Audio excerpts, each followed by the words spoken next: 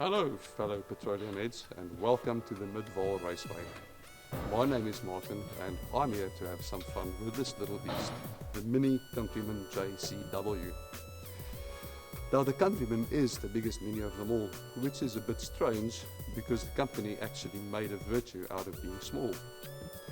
But this is no ordinary mini. The tuning boffins over in England took the normal big Countryman and they gave it a special workover. This results in 160 kilowatts and 300 Newton meters of torque on overboost, and that's rather a lot.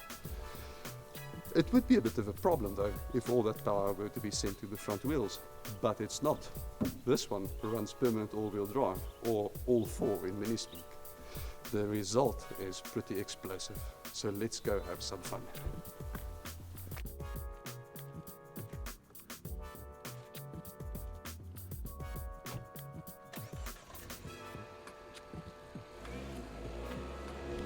Right. Now you might wonder what makes this so special. I mean, sure, it's got the JCW badge on it, but it's still the biggest mini of them all, which means that it's not really inclined to athleticism. We'll get to that in a little bit.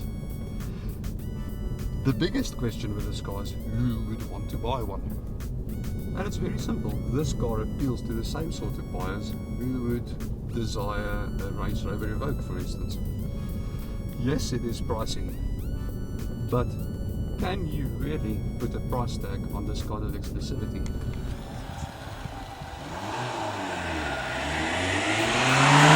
The point is that this is a genuinely usable little fun car. Yes, it's not that little, so you will not get the same level of athletic ability as you get in the smaller minis. But the fact that this car can go around the corner the way it does makes it incredibly satisfying to pilot. And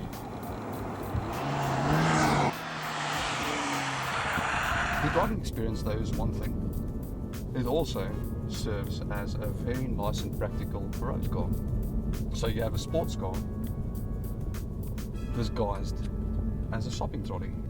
Now onto the aesthetics. It looks like a normal Countryman with a serious shot of steroids. It's got a lovely body kit around the outside to give it some added attitude. And on the inside, the JCW treatment incorporates the red stitching on the steering wheel and on the seats, and some pretty funky red inserts on the dashboard.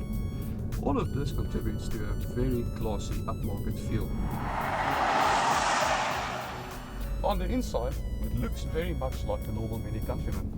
You have the center mount speedo with the displays for the sat-nav and the radio and all the other goodies. As for the performance, you'd think that the biggest mini of them all would be a bit of a slugger on the road.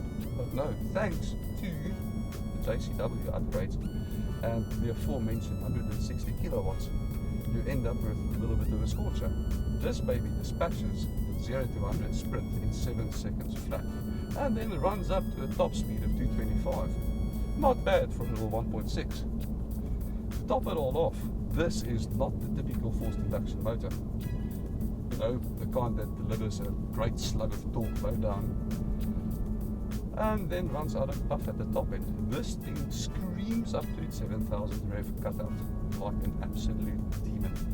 It's wonderfully flexible. You can potter around in town doing no more than 1,500 RPM, and then when you floor it, all hell breaks loose.